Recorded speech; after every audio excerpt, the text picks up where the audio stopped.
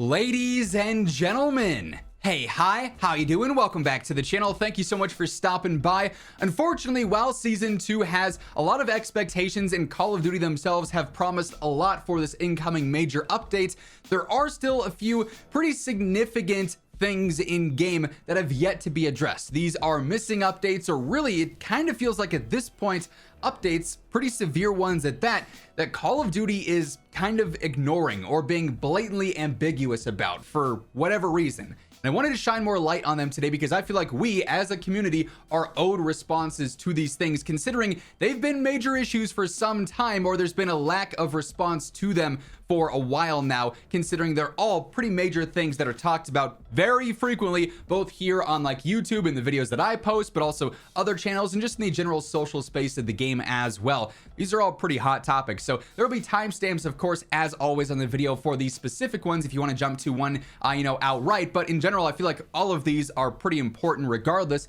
And the first thing I want to do is look at this community update from a few weeks back, because this, truthfully, while yes, we've seen the roadmap drop and like the content blog post drop, that's more so focused just on the content itself, which we're not really too concerned with. Every single season the content's kind of the same. You get 4 or 5 new weapons, a couple of new multiplayer maps, some new modes. That's all standard, and it's fun when the new stuff drops, keeps things feeling fresh. But the gameplay stuff is really what we care about the most, at least right now, because that's what affects all the content and just the general user experience on the game here, right? And this community update was very proactive for a couple of reasons. Like, they actually addressed some pretty significant stuff. They talked more on the anti-cheat updates. They detailed a lot of different gameplay updates coming to the game, which are mostly fantastic from what they've previewed so far. And we're going to see even more updates and even more things mentioned in the full-on Season 2 patch notes when those drop here soon. However, this blog, while it does address some stuff, kind of dances around other things a lot, which is kind of unfortunate. Specifically, let's first focus on the anti-cheat update here, because there is some good news here. They talk about how they are updating things to have better detection. There's new detection and warning systems for spam reporting accounts. They're pretty much like quadrupling down on spam reports from one individual person, not actually affecting another person's account status. So if you try and report somebody one time, that's going to be the only report that gets taken into account. If you report them a second time, that second report doesn't matter. That third report doesn't matter. If you're a cheater and you're sending that 100,000 spam reports to someone's account, none of those matter outside of the first one, right? What they don't address, though, is multi-person spam reporting, which is a very frequent thing in game, where if you're playing with a squad of 2, 3, 4 people, let's say in Warzone, or let alone a full 6-man in multiplayer, and all of you are like, okay, yeah, this guy on the other team, kind of sus. If everyone reports him, fair chance that that person gets kicked out of the game and shadow banned. And that can happen by working with your team, group up, if you will, and report somebody. It could also happen naturally, though, if you're just going off in a game and other players from various teams are watching the kill cams, even though they're not super accurate. We've known that for some time. If you're getting reported by squad 1 and then squad 2 just a couple of times, that could also factor into it, though. So they really haven't given us a true example of what the report threshold is, if you will. I don't know if we'll ever get the exact specifics there, because that could certainly be abused to a certain extent,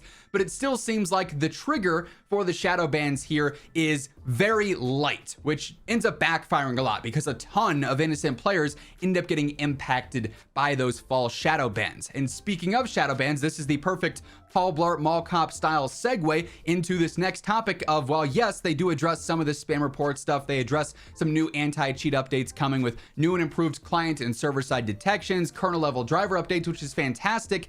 They don't talk about the shadow ban system here and just how flawed it is. In theory, the shadow ban system on paper is a good idea. It's going to take suspect accounts and match them theoretically only with other suspect accounts. However, if you've been shadow banned, you've probably realized that when you get into those shadow ban lobbies, it's not always just full of constant cheaters. There might be some, but it's also a lot of other players saying, hey, are you guys shadow banned? You guys cheating? Nope.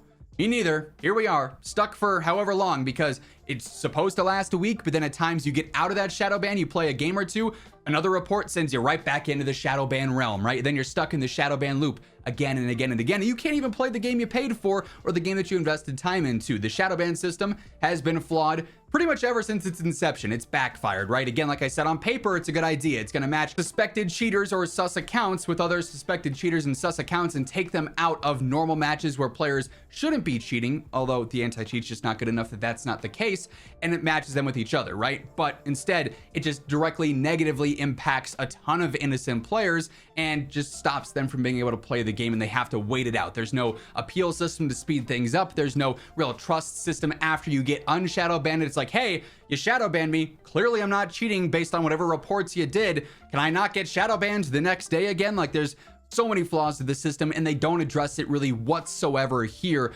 outside of the fact that they say spam reports from a single account aren't going to have any, real impact on someone else in game. And then kind of piggybacking on top of that as well, they talk a little bit about the voice moderation system, which also is really bad because everyone gets communication banned for no real reason. Spam reports, if you're getting reported multiple times from random players, right, oftentimes just default to a comm ban. People who have never used their mic in game before end up getting comm bans. People who aren't breaking the terms of service with anything they're saying in game end up getting comm banned. Another incredibly flawed system that absolutely needs to be addressed. Now, they say in this blog, players should have the freedom to trash talk. We're working with our teams to make sure that the moderation solely targets conversations that are derogatory or derogatory in nature, right? Not about trash talk, not about just generally swearing. Like, it's an M-rated game. If you're saying what the operators are saying in game, you shouldn't be getting reported for that, right? So they say that they're working with the team on that. They don't really give us an ETA or a timeline or confirm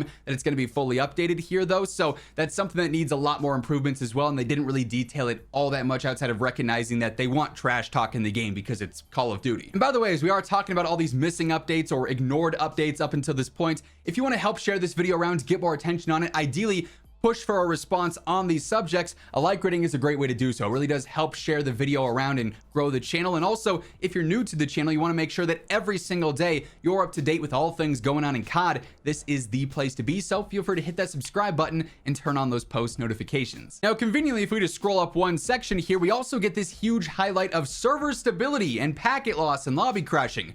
You would think this is going to be a significant talking point, right? Because coinciding with cheaters, the other main priority and main problem with Black Ops 6 and Warzone so far this year has been the abysmal servers. Everyone is lagging, everyone's getting packet loss, the hit reg is atrocious. It's just not a good experience whatsoever, which again, as I mentioned earlier, directly affects the content and the entire user experience. However, this whole section really on server stability kind of fails to address the real issues here. It kind of just solely talks about lobby crashing and the main, hack or cheat going on with that, because it's been a huge issue, especially in ranked, where players are going through and crashing lobbies. Now, they say they are working and they found some detections to figure out why people are doing this, how people are doing this, and they're making some adjustments. They say they made some improvements.